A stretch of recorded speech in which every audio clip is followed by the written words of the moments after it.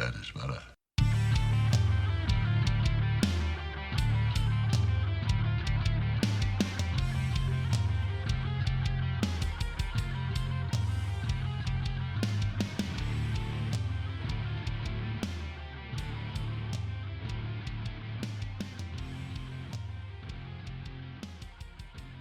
What's going on, everyone? It is I, your host of Give Me Back Your Horror Movies, Nate. And with me, as always, is Charlie. Say hello, Charlie. I am here.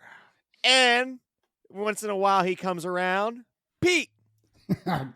Good morning, all. Good morning, everyone. A Saturday morning recording. I'm still in my pajamas. I don't know when we get out of them.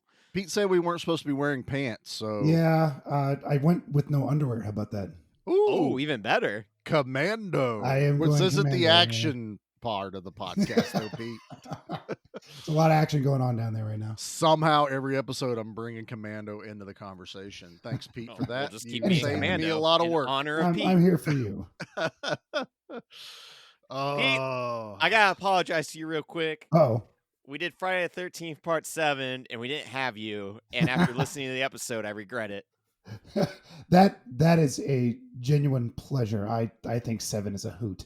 That's a good time. I would have loved to have had you on it. It's not a good movie, but oh boy, is it fun. No. Oh, it's Charlie's bottom Jason movie. If you didn't listen to the episode yet. Oh yeah, I listened to it. It's not high on my Jason movie list, but it's still a whole lot of fun. It's probably somewhere in the middle for me. I'm still upset that Saturday the 14th, my bad. They had Tina, the actress that plays Tina, Lar Park Lincoln, here in Columbus. She was doing a screening with the movie. Oh, was she? Yep, I couldn't go. I totally missed that. Where were they doing that? The Grandview Theater. Oh, okay. Yeah, nice. It was at Studio 35, I believe. So yeah, Studio 35. Yeah, That's yeah. They've been knocking things out of the park. They do a lot of those like cult. Fantastic job. Yeah. When I was in college, that was a dump, and it was wonderful, but it was a dump, and it was on the bus line, so you could go get some cheap beer, some cheap movies. You could smoke your cigarettes in the in the theater. You remember the days of smoking inside? Oh yeah. Remember when you go to a restaurant? I just aged myself, I think. But yeah, the new owners have gone in there and they've ripped everything out. They've put a beautiful bar. They've got something like, what, Nate, 20, 30 taps now. Yeah, and they'll even do like special pint glasses that you can buy for different movies. Yeah, they do it. They do it really well, and they have a fabulous pinball machine. At least last time I was there, they had a pinball machine. Pete's all in then. I totally in. Both feet. I still need to do a pin state that we can play. Pete's like, I can smell it. Somewhere there's a pinball machine beckoning. They have a new one. That's it, man. That's it. What are we doing today, fellas? Oh, Nate. So I picked my favorite Hellraiser movie out of the 3 that I consider. Only 3? Yeah, I'm only going to go to like 3 are probably worth anything, and out of that, maybe only 2 are really worth anything. Yeah. And out of that, only one of them I really probably enjoy. Oh, come on now. So we're doing Hellbound, Hellraiser 2. That's right. I got a drop for it. Welcome to hell. Chuck Norris, Hellbound. Wait. Nope. That's got Pro Satan Operating System as the bad guy. We're not doing that one. That's what I watched. You Oh, said we were doing Hellbound. He's got a point. I didn't put the asterisks in there. I didn't let him know the fine print. I got to redo everything now. You got to spell it out for Charlie. I have so much Chuck Norris drops for this movie. Oh, no. Oh, crap. I feel like we even covered it once, but I was like, well, Nate picked it. So I was like, maybe it's maybe he just wants to do a rerun. Right. Yeah, it's the requel, so we're going to redo everything we've done already up to there.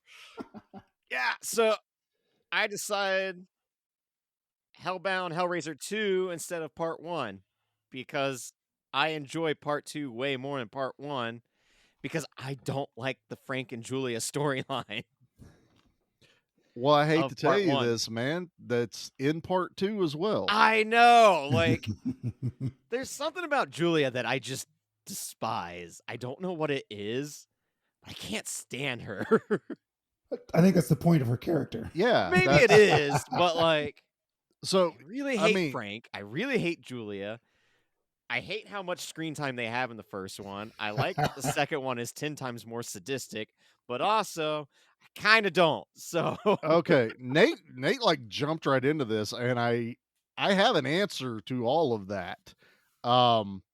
Pinhead was never supposed to be the main protagonist. well, no, Correct. it was supposed to be that Julia. lust Julia. storyline that takes over. Yeah. No, it was supposed to be Julia. And She she was gonna supposed to be the Queen of Hell. Queen or of something. Hell. Yeah. Yeah.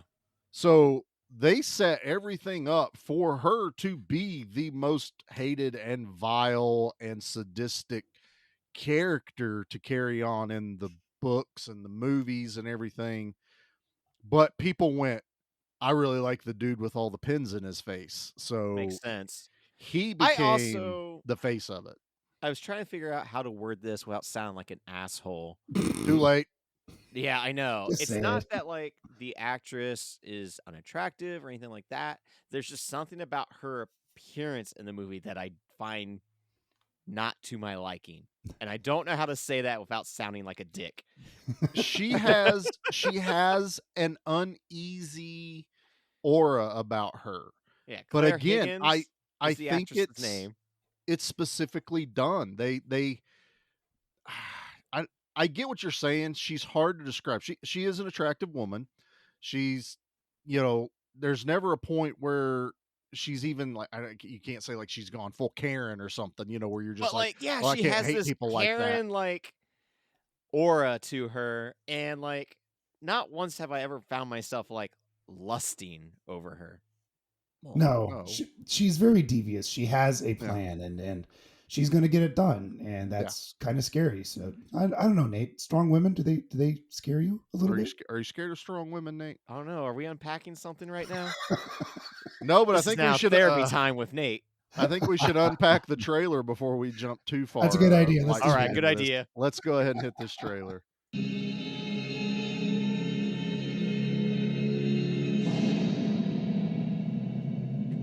The vision is renewed. The power is reawakened. The fear is reborn. Because they have returned. Time to play. Hellbound, Hellraiser 2. Brace yourself for terror you have never imagined. And your suffering will be legendary even in hell. And horrors you can never escape. And you wanted to know. Now you know. Last year, they brought hell to Earth. Now, they'll take you through hell.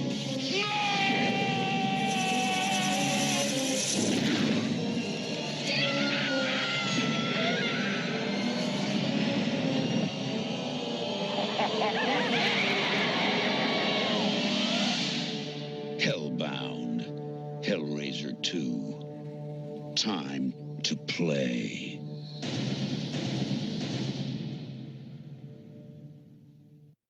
Man, I miss that guy's voice. Yeah. 100%, man. That guy. That's the way is you the sell me on a trailer movie. Trailer guy voice, whatever. That's It's trailer. man, trailer. he's good.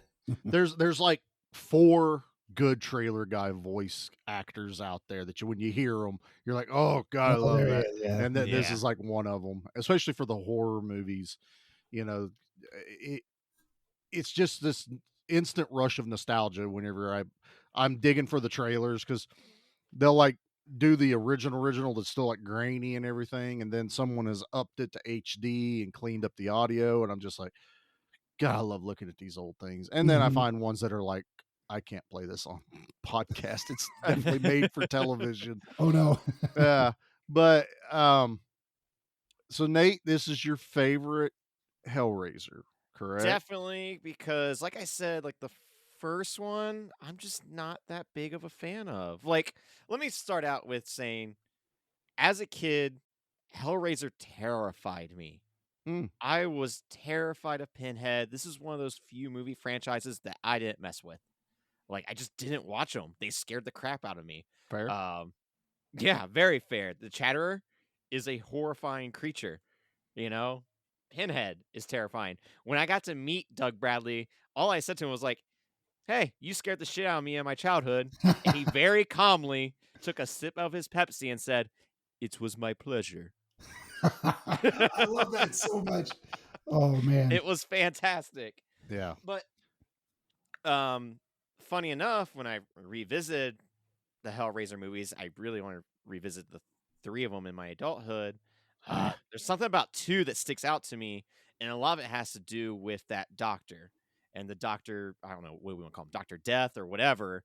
Just, it's so horrific and brutal and gross. Scorpion tail ingrained into his head that carries him around. And like, it's especially fascinating, like, looking back on this. This came out in 88. The first Hellraiser came out in 87. So they fast tracked this sequel. Sure. Yeah. You Yeah, know, and Clive it made Barker is enough still money, a they went, "Oh, part. and Yeah. Barker was a producer, wasn't he? Yeah, and like I Not the think he had director. story credits Slash on this writer. one. Yeah. Yeah, like he was still involved with the project, or with Hellraiser, I should say. I think until 3. I think maybe 4 is when he completely dropped off, or something He happened during washed his 3. hands after 3. I'm Yeah, he pretty went, sure. "Nope, you guys keep screwing this up. I'm done. I didn't want Uh-huh. Pinhead to even have a name. Like, this is awful." The funny thing is, the last time I had seen this movie, I had found a VHS copy at one of the local thrift stores here in Columbus, and Hannah and I had connected it to the projector and threw that onto the bedroom wall and watched it that way. I do not recommend watching this movie that way because you can't see anything. Oh no. A No, VHS no. quality is not good in the first place. You enlarge it onto like a 100-inch screen that is just my bedroom wall, makes it worse. But man, was it a lot of fun to like relive that movie like that. But I'd even thought about like hooking the VHS to the living room TV, and I was like, nah, I want to watch this in HD. Okay. Yeah. It's been too No, long. it's fair. I feel like it lend itself to HD pretty much on this. It still had that feel of VHS, but I liked being able to see things when I watched it the other night. Yeah, definitely. So like, what's your guys' fond memory of the spawn of Satan? Pete, why don't you go take this one Well, first? I was, as a kid, I didn't have cable, but a friend of mine did, and he was a big horror fan, and we would go over there and we would watch all the Freddy's and Jasons and those kind of fun things. And he had Hellraiser 2. He had recorded it on VHS, and like you, Nate, this is one of the few that was genuinely terrifying to me. The whole iconography of pleasure and pain as kind of one and the same, or a razor thin deviation between one or the other, and just, boy, it's a bloody movie. And as a 12-year-old kid, that's pretty intense to sit through. Yeah, because like, unlike Freddy or Jason, like you're not rooting for those guys, but you know they're fun. Right, and that's where I Pinhead's was not headed. fun. Yeah, that's where I was headed. Like, especially the Nightmare on Elm Street movies. There's a lot of humor in there. There's the one-liners and whatnot. Even Child's Play. There's, I won't say humor, but the one-liners do lighten up the mood. Whereas this is we're going to scare the heck out of you. Just, yeah, Pinhead's not gonna. This is not quip fun. a one-liner at you before he like rips you apart with hooks. And I love watching these old movies, and sometimes they make me giggle. Even the Friday the 13th ones, sometimes they make me giggle. This did not make me giggle. It's as serious as it can be. It's played straight. It's played for horror, and it's done very, very well. But yeah, there's not a lot of fun in this movie. It's more of an experience and a kind of a test your metal sort of thing to get through it. And I know in this day and age, it's probably not as intense as some of the films out there. I can think of Audition just off the top of my head as one of them. This is probably not to that level, but for the time, man, there wasn't much back then as intense as Hellraiser 2. Oh, Yeah, absolutely definitely. not. I mean, it kind of paved the way for movies like sure. Audition and stuff like Mhm. that Yeah, to like the most even recent one that's exist. made me uncomfortable was Titan, that French horror movie that just came out. Well, from boy. what I'm understanding, we all need to watch The Sadness. Oh God, Oh, I just read a forgot that synopsis came on out that. on Thursday. Yeah. Yep, That that'll probably be is watched today, actually. that I'm hearing is way up there. So Been very hyped for that one. Hellraiser 2, thanks for asking, Nate. I'll tell you how I feel about it. Hey Charlie, Well, how he do you was feel supposed about to ask you. Hellraiser? You know, I asked he. But you're running this he show, goes to Nate. Come on. you. Nah. It's fine. Also, I always love just leaving Charlie out of anything. It's fine. I have plenty to do today. I'll just let this go. I'll insert the drops You later. hit record and you go. You just walk away. Later, taters. So Hellraiser 2 is probably I want to say my favorite out of the 4 Hellraiser movies that one should watch. Don't you dare leave out Bloodlines. I Who love said I was leaving out Bloodlines. Bloodlines? Maybe I was leaving out 3. Lance Hendrickson? You're leaving out Lance Hendrickson's version? No, you're right. You can't. Honestly, I think 3 was the one that scared me the most as a Really? kid. I can't remember what it was, but there was something on my Nana's like VCR or TV because she was the one that had HBO. Even though I have not seen 3 in quite some time, I remember like one specific scene in my head. It's like, nope. Well, that's the problem though, because when I revisit the Hellraiser, because I have all of them on DVD, even the crappy ones that are Hellraiser in name only, Mhm. and then they threw Doug Bradley in the end. The first one is always burned in my brain. It is probably one of the first like true terrifying gore movies I remember watching, because we just covered Dead Alive. Gore, goo, goo, slapping on the wall. Everyone's covered. It is the goriest, gooeyest movie ever. But it's funny. Yes. But it's funny. This is not funny. Having that man completely shredded with the meat hooks and saying, Jesus wept. Yes. Is terrifying. Everything from their use of blood is in a terrifying way. Like the first one, when Frank reappears up out of the floorboards Without his skin. to Julia kissing the skinless Frank, that movie is always burned in my brain. And then number 2, and this is the weird thing about number 2 for me. I can't watch number 2 without watching the first one first. I didn't this time because I just wanted to talk about number 2, but upon watching it again, I realized, damn, they tell you almost the whole story of the first one as much as they can in the second They one. tell you all the good parts. in part Oh, 2. you watch the body You get to melt see it all part, happen. Yeah. which is a lot longer in the first one, and probably one of my favorite like special effects moments in the first one, when the body actually melts into the floorboards. You know, the jawbone falls off, everything's just dripping off of him. It's such a shame Yeah. that Clive Barker did not like direct more movies. It's that whole thing with Hollywood. These guys with great visions, it's kind of like, the Frank Millers, and then the who was it that wrote Watchmen and stuff, and now he's like, I absolutely Alan Moore. Alan Moore Neil has like, Gaiman. I don't ever want to deal with you people ever again. The reincarnation of Rasputin himself. Yeah. Alan Moore's a legendary curmudgeon, though. So. Well, Yes, he this is, true. but I mean, A hermit crab that hates everything. Yes. but he tried, and then he also realized how bad, Hollywood is. And Well, League of Extraordinary Gentlemen did not help. No. Hush, I like that movie. I do too. I think it's They're dumb talking about fun. remaking it. Why, just to piss off Alan Moore? Is that what Probably. Hollywood does? Like, they just go, you know what? It's been about 5 years. Let's piss off the cranky old bearded man. 5 years, hell, it's probably been almost 15. No, been like a every while. 5 years they have to every adapt 5 something years. and piss him off. I'm sorry, I love that version of Dr. Jekyll and Mr. Hyde in that movie, and give me Sean Connery in anything, and I'm happy. And the car's amazing. Stop it. We're not doing League of Extraordinary Gentlemen. I can actually get into that movie, Quartermain. No, Hellbound. That was, God, so weird. This was not even Hellraiser 2 Hellbound. It's Hellbound Hellraiser 2. Like we're going to hell. And that's where I feel like this is just a continuation of the first one, which is why I've always watched them in succession. I have to watch 1, then I watch 2. This one's a lot more visual. I love the fact that they go to hell.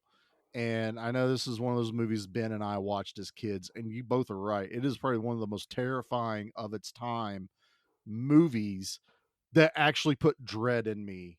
We want to watch it, but it was for that feeling. No other movie gives you dread feeling until you watch the Hellraisers at that age. And you're just like, holy shit, I'm terrified of death and hell and all this other stuff. And the Cenobites, and the Cenobites are on the screen longer. And they're definitely scene stealers in this one. I think this is the one where if you haven't seen a Hellraiser movie in forever and you look back on what you remember of Hellraiser, it's this one. # where's Torch? Exactly. It's always the second one. I don't think Chatterer's not in the first one, is he? No. I think he just was. I think it's just actually, okay, fun fact. Can you guys name the Cenobites in Hellraiser 2? No. Nope. Okay. I didn't look them up. Pinhead, Chatterbox, and the other two. We have Pinhead, obviously, which was never supposed to be his name. Right. Now, fun fact, the female has never been named in the movies, but the fans have named her, and it's Deep Throat because she has the wound to her throat. Of course. Chatterer, obviously. And then the other one that was in the first one was Butterball. Oh, that was his actual name. Because he's very wet. And he was supposed to have lines, but the makeup appliances they put on him, he couldn't talk. Oh no! So they just the female Cenobite said his lines in the first and second one. So yeah, all he could do was like smile, that like greasy smile of his, at the first and second one, and he got sunglasses. I don't know. He was always kind of like one of my slight favorite ones. I have my bitch about Chatterer in this one. We can get to it later, that everyone bitches about, that there's actually 2 Chatterers in this movie. Yeah, that's really strange. That just kind of like, well, now he's got eyeballs. If you don't point it out, you don't really notice it. And then I don't know. It was pointed out to me. I'm like, oh hell. I hate when that happens. You're like, now I can't unsee it. I can't unsee it. And I feel bad for the reason why they did it, because I want to always be on the side of the actors, but it was because he almost got his jaw caught in one of the hooks on the set because he couldn't see. It kind of, I guess it did get stuck, but it could have been worse. He got fish hooked? Yeah, he literally got fish hooked. And so he asked him, he goes, I need eyes so I can see. And they were like, okay, yeah, you almost got hurt, obviously insurance. They wrote a scene to explain it, and then they went, yeah, we can't afford to do that, so we're just gonna give him eyes at the end of the movie and make him look like, a werewolf from Full Eclipse. Now, before we get any further with this, we got 3 sentences we gotta do.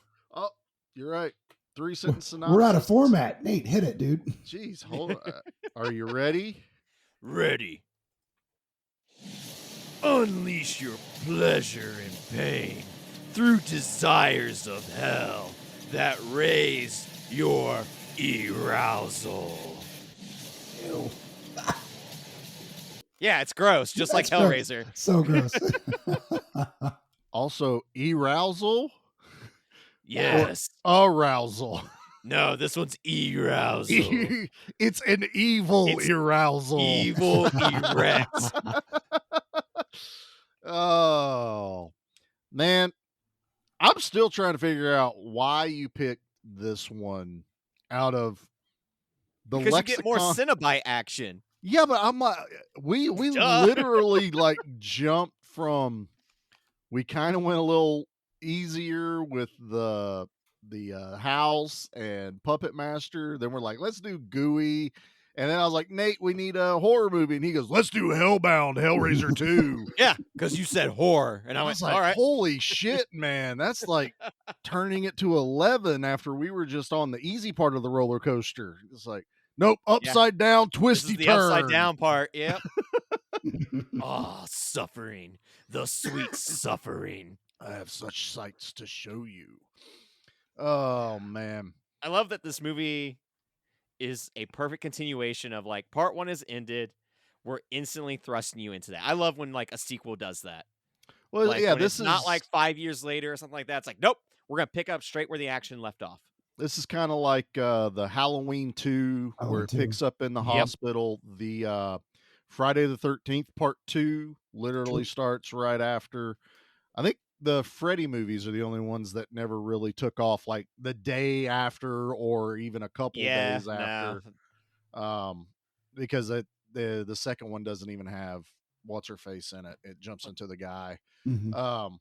But no, and again, that's why this one just feels like the second chapter.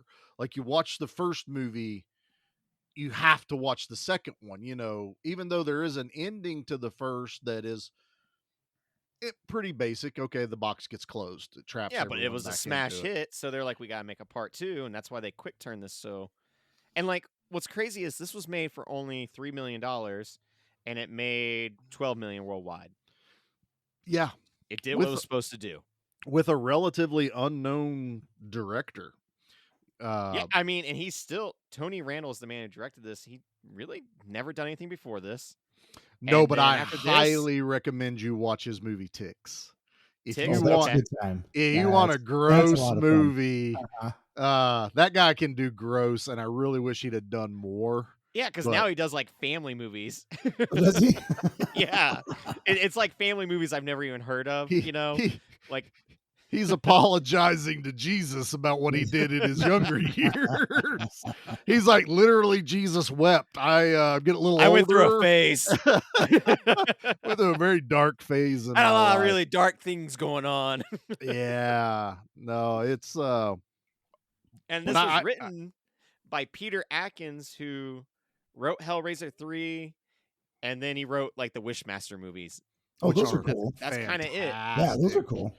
Andrew Divoff. I always mess up saying his last name. I do eventually want to do the first Wishmaster movie because that's another one that like actually scared me as a kid. sure. I have a funny story for that one when we do it, and Right. I can't, I know I've alluded to that before, but I can't say it till we do that movie. Yep, gotta wait. Yep, gotta wait. I mean, this is, if you're looking for good classic gore, this is the movie to go to. I mean, if someone's like, I want to be scared and I love all the gore, and if you haven't seen Hellraiser, I don't know how the hell you would have not seen this movie. This is the one to jump into. 100%. Nothing. It's a very wet movie. There's lots Very, of very wet movie. lots of moisture, lots of drippy. Yeah. Even when I loved it when Julia came out of the mattress for the first time. Mattress. She not only is she without skin, but as she's looking around, she's dripping. There's chunks of flesh and visceral just dripping off of her. It's wonderful. It's so good. It looks so good. And Yeah. like the bed itself is gross because the Oh. bed is just covered in blood. It looks like something out of a Motel 6. Yeah, And like, oh. if I ever die on my mattress, I don't want to come back. Like, and if I do, put me back in my 27 Pringle cans. Yeah, Like- it was this whole thing of it was already an old used mattress by Frank, and from the first movie. And this is just where it carries on. It's like this one starts right with the police investigating what happened at the house, Which I love because there's bodies left behind. Like there's God, I love the beginning of that. happened. Mhm. There's gross ass maggots falling out of the eyeballs. But I'm telling you right now, guys, if I'm investigating a house and a corpse falls on me and I got my gun, I'm shooting that corpse as well. I do not blame that cop at all. No, not at all.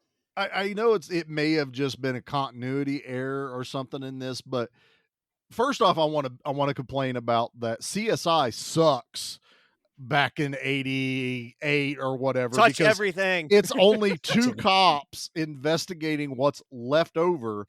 Budget cuts. Well, they have that body fall on him and he shoots it, which is funny. And you're also like, wow, really? And then the guy radios in going, okay, we need to get some people over here. We found another one. I'm like, are we forgetting about the one he just found in the basket covered in maggots? Like, there's 2, sir. 2 more bodies you have overlooked in your rush to get everyone out of the scene of the crime. Nothing to see here, people. Case No closed. police tape, nothing, but there's this massive murder and blood and flesh everywhere in that place.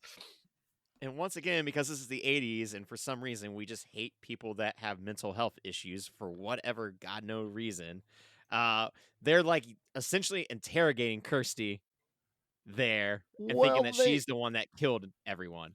I don't know if I'd go so far as they're hating on mental case. I think it was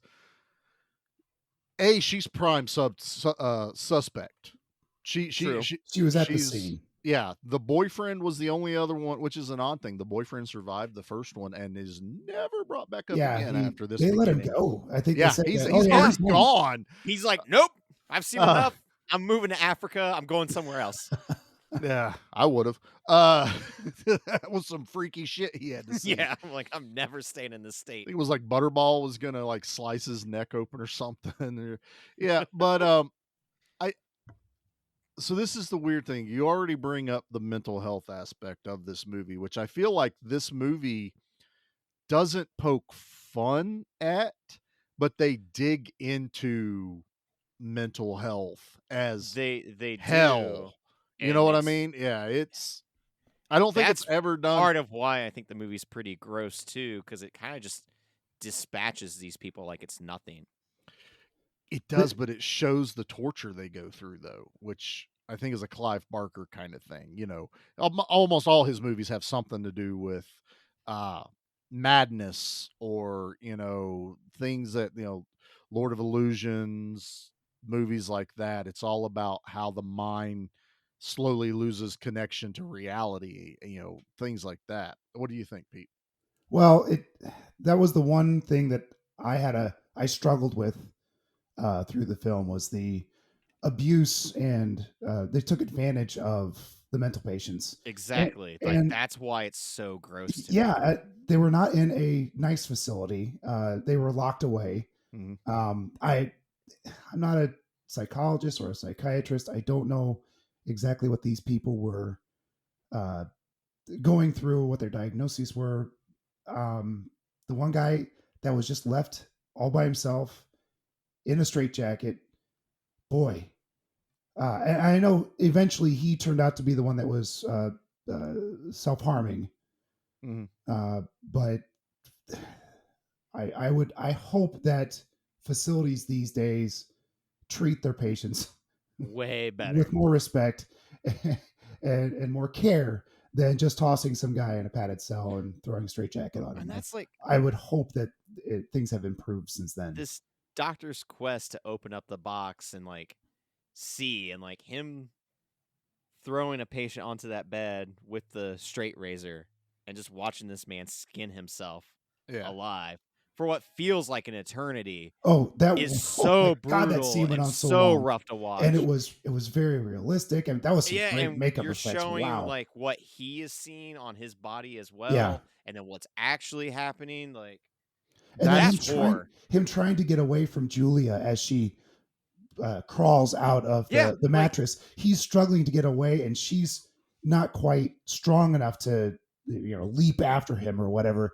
And it's just a slow chase, and you're like, oh God. And the guy standing behind the curtain is like, oh man, this whole thing is so intense and terrifying and sad.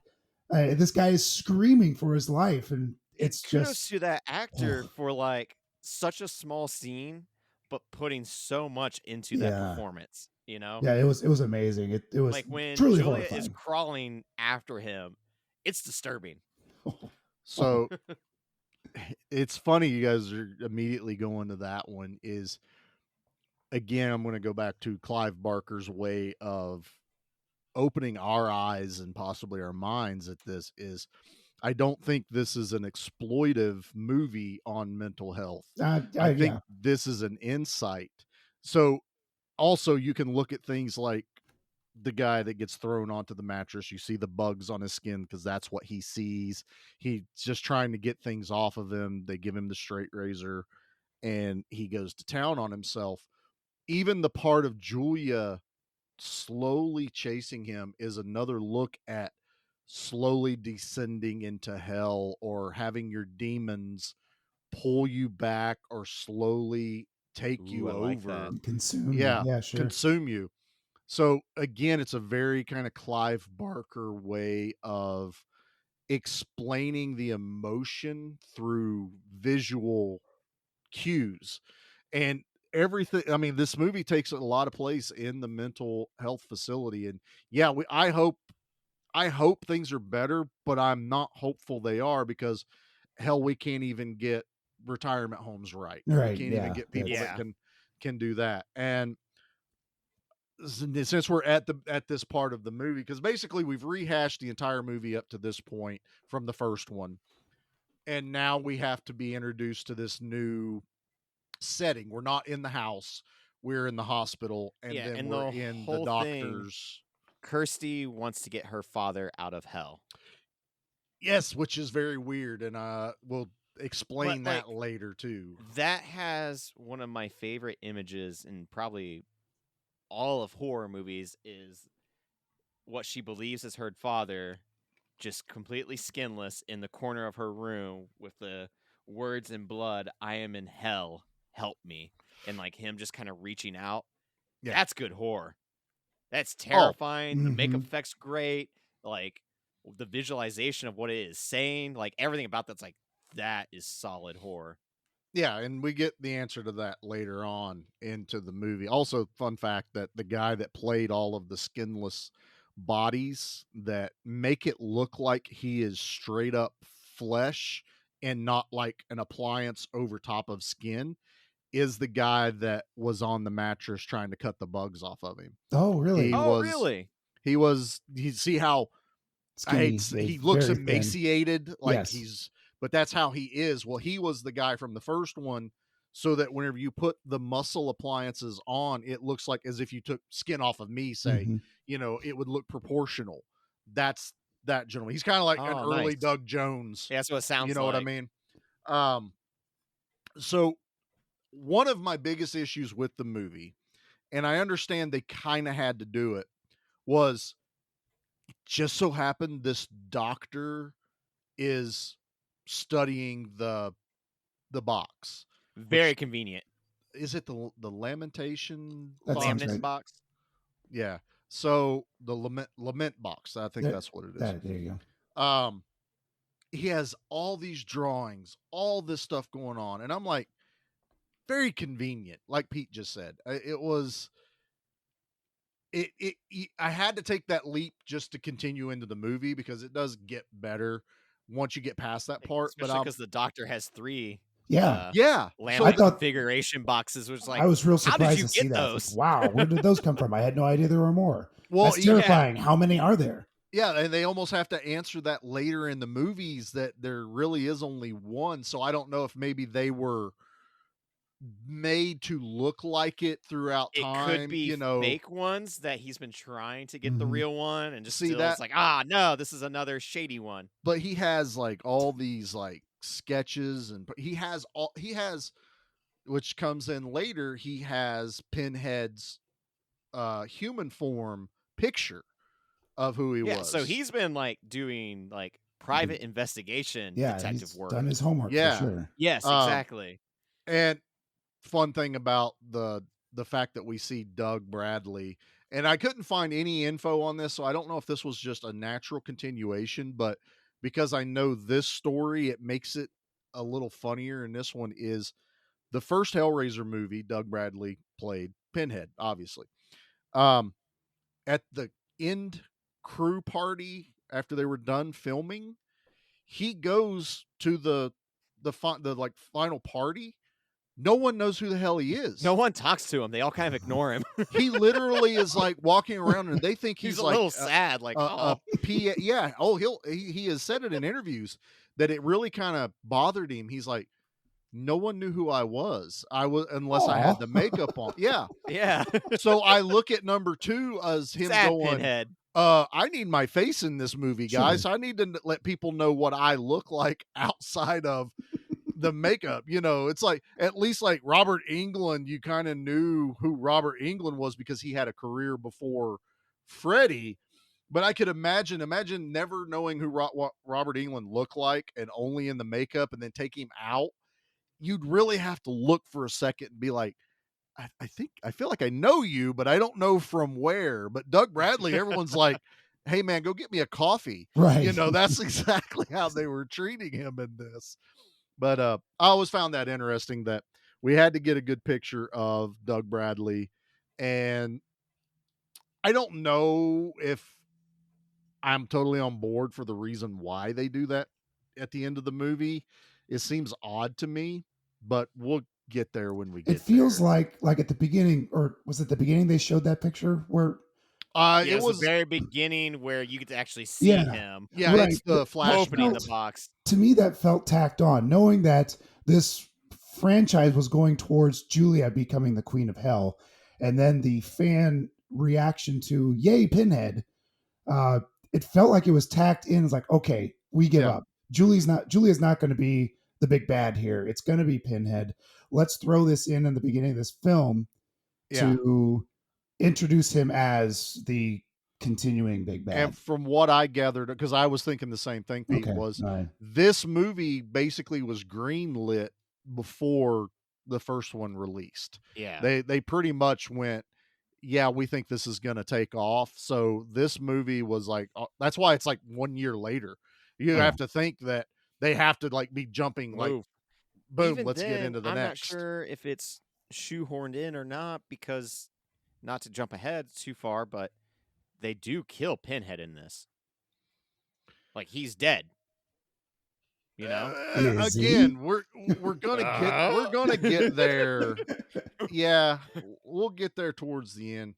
But yeah, as much as I want to talk about it right now, and I know we try not to synopsize. I'd walk through the entire movie. Like, I think, but I like hitting all the high points. Yeah, after Julia has came back too. Yeah, they throw her in a white suit, which cracks me up because it's just like, you're more gross now because you're all bloody with all the white turning blood.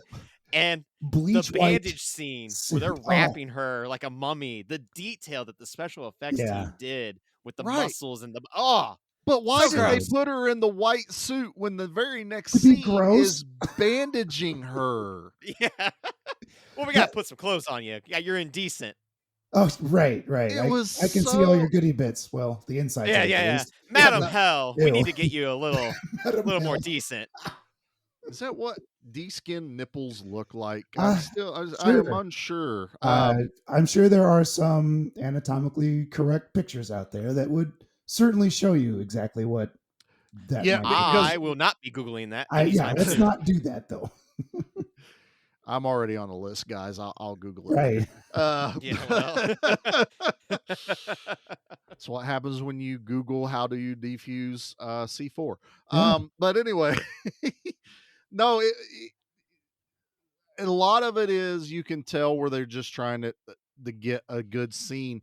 Another thing that always kind of just irritated me, but I was okay with it, is Julia is basically female Frank in this movie. Sure. Yeah, she's the one that's taking over that role, and she has a human buffet that she devours on. She even uses some of the... I mean, she does it even later whenever she faces off with Frank, but she's even saying stuff he was saying in the first movie. The very... Oh, I think it's because Frank betrayed her in the first one, so in this one, she's like, I'm not going to, let anyone walk over me. But it's very similar to what they do in it, and I guess it works. Also, it's like, you'd think if there was this big loophole to get out of hell, someone down there would have figured out that, maybe we should figure out how to not let people reincarnate through their blood. Because that's what, the whole first movie was Christy goes, you guys can't have me when she unlocks the Cenobites. I can give you Frank, though, because he escaped. Like, okay, because even Pinhead references that again in this movie, going, no more deals, no more, anything. You better like not that. Trick me again. Yeah, Which cracked me up. I'm like, fool me once. Exactly. All right, you got one up on me. I'll give you that. Usually I'm not one that gets tricked. I am Pinhead after all. But this teenage girl, ooh, you're so devious. You scamp you. And he like does it a couple like I have to feel like the other Cenobites are always like, Jesus, man, can we just kill people? Because when they go onto the little girl that's mute that does the puzzles, he's like, no, not this one. Yeah. And they show the female look at him like, what the shit, dude? Come on. Dude, We are we're literally supposed be to kill bringing people. pleasure and pain, and you're not letting us do either. We just show up. We look like we're in the Matrix. Are we cool in the Matrix? I don't know. We're pre-Matrix. Yeah, those Cenobites Yeah, but did in give the Matrix, that means Hellraiser exists, which means when you are in the Matrix and you dress up like that, then you look like a Cenobite. You see where I'm going here? no, Nope, no, not no. even a little bit. Oh, Nate. okay. That's all right. They're not all winners, Nate. Nate hasn't had coffee this morning, so I don't Everything's know a if that's the simulation, issue. guys. This podcast isn't real. Really not at all. We're batteries to the machine, man. Nate's a copper top. No, so I guess we should introduce the young girl in this. That is, I still don't understand why we needed her. Oh, it's because Why she's really good at she's- solving puzzles. I guess like that's what the doctor saw. She had. And I think that's what it is. It's the fact that the doctor saw she was really good at puzzles and went, if I get the laminate configuration, you will be able to open it up for me. I will then use you to get into the gateway of hell. That's kind of what they do, but we keep getting this flashback to when she was first introduced or brought in, and then they never fulfill the thing with her mom. It kept irritating the shit out of me. You would get a scene of her mom talking, and then this black glove cover her mouth, and you hear scream. Did the doctor kill the mom to keep the daughter, but the mom Don't brought really the know, daughter because there? As the movie goes on, the story definitely goes off the rails, where it is very much like, what's actually happening? Yeah. No, there was no payoff for that scene. No. there is not. It had to be on the cutting room floor. Something got skipped or cut. That's my thought. Yeah. And I tried looking for like I kept reading people talk about this surgeon scene in the movie. Well, I found it on YouTube, and I'm like, it's nothing. It's not even. It's Pinhead dressed as a surgeon, and then he chases the girls back through the hospital. It's whenever That's weird. they come back. They go to hell, then they go through the door, and then all of a sudden they're back in the mental institute, but it's still technically hell. They run into Pinhead and the female Cenobite, and they're dressed in surgeon garb. Then there's literally, they flash up on screen missing track or film. Oh. Then it cuts again. So I'm guessing special effect stuff was never done. Placeholder, sure. But Probably. I'm watching this going, because everyone was talking about, they're like, there's supposed to be like this big 4K redo of this movie, and everyone's like, oh, I hope they add the surgeon scene, put the surgeon scene back in, and I'm like, there's nothing there. Like, why? Don't even bother with it. I don't know. In my head, though, now I picture Pinhead with like a clipboard, a lab coat, It's kind of how it felt. a little flashball. I'm not like, gonna you know, the lie. flashlight on his head. He had and it was a like stethoscope. no, But he still had has all his pins. He's not a minor. he had the gown on, and he Old timey prospect Pinhead. that'd be awesome.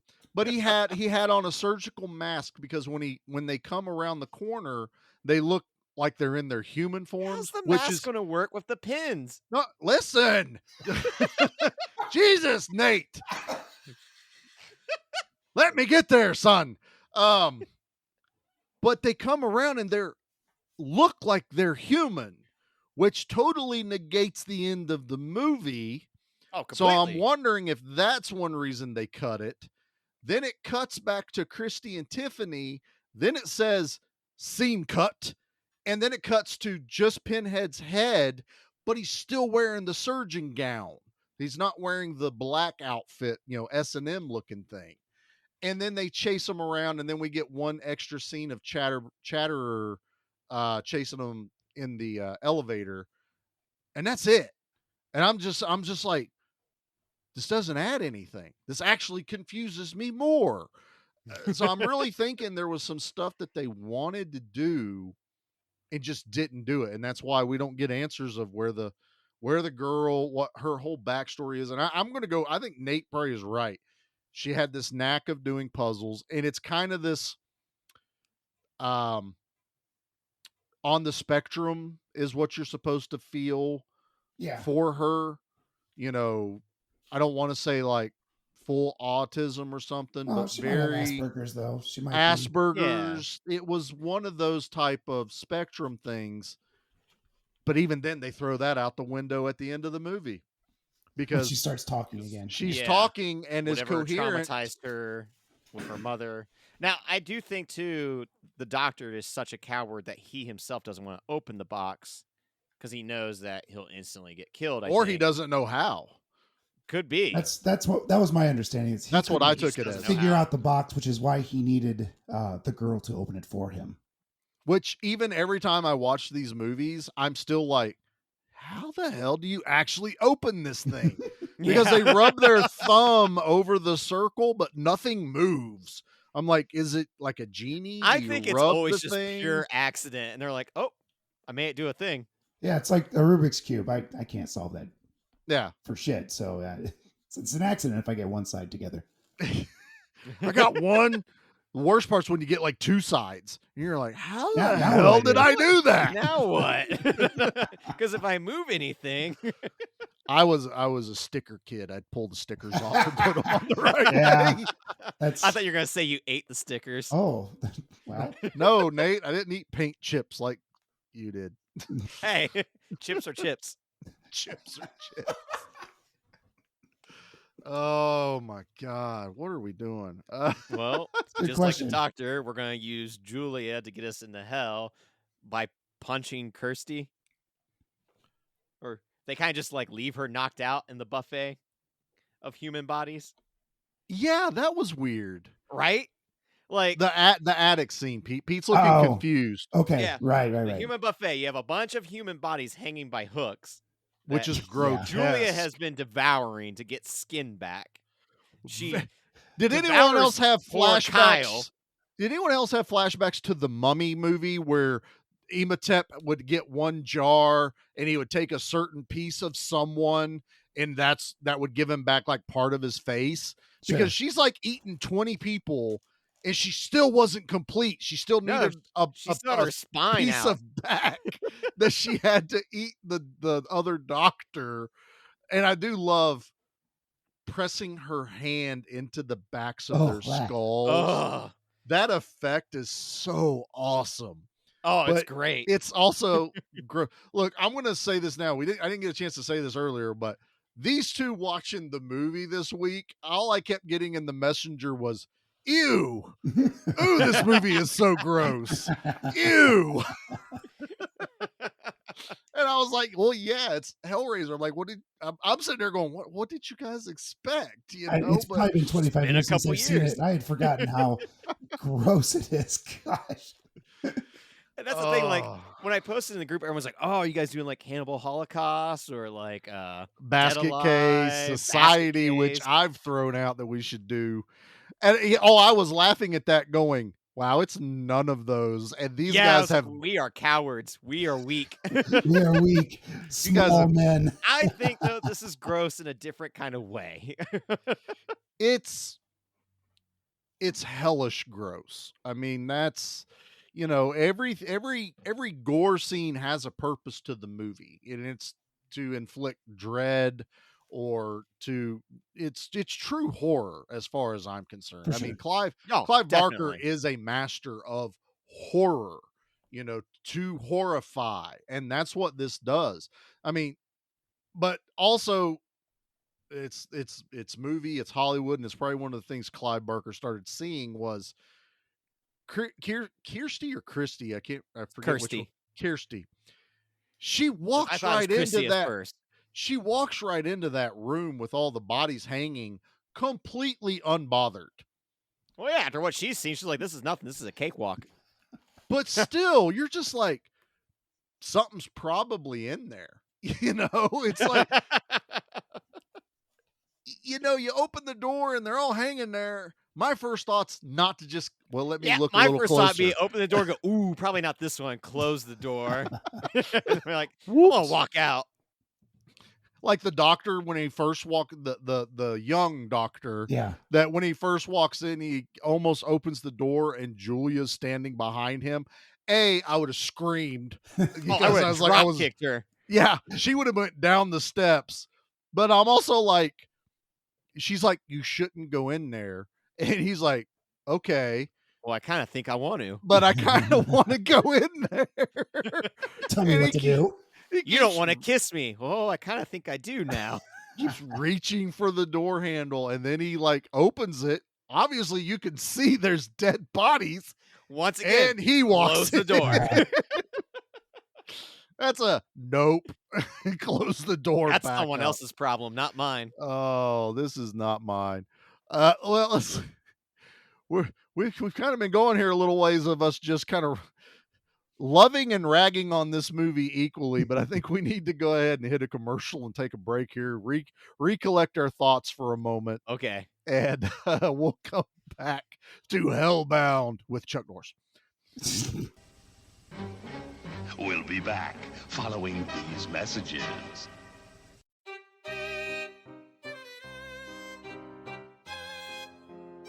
Do you like horror movies? Do you like hanging out with your friends? Do you like having a laugh? Do you like podcasts? Well, you should check out our podcast, Spoils of Horror. We're not a review show. We're a horror movie hangout where we talk about movies that are lost, forgotten, popular, and bizarre, all in the scary realm. You can listen to our podcast while you're doing just about anything. You could be washing your dishes. You could be washing your cat. You could be washing your genitals. All forms of genitals accepted. We are a fully inclusive genitalia show. Yes, we are the #1 ideal podcast for washing your genitals. Our genital Yelp reviews are unsurpassed. 5.5 stars. You don't want to know where that half came from. Now that you know that, check us out on all major platforms. You can search for Spoils of Horror on all social media sites. Come and hang out with us. We'd love to see you. And your genitals. Bye.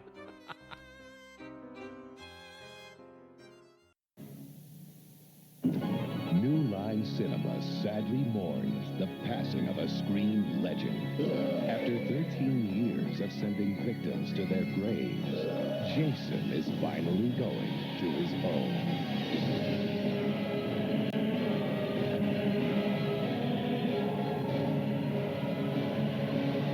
Jason Goes to Hell, the final Friday, rated R. Now playing at a theater near you. Ladies and gentlemen, welcome to Give Me Back My Pro Wrestling, the podcast that's based on the old school, but can still help you find the good stuff from today. Dangerous Dan Colley, the Professor Jimmy Street, and the Plastic Sheik Jared are the undisputed six-man tag team champions of the wrestling podcast world. From thought-provoking topics to superstar interviews to action figure expertise. This trio does it all, and all they ask is, give me back my pro wrestling! Every other Thursday, wherever you listen to podcasts.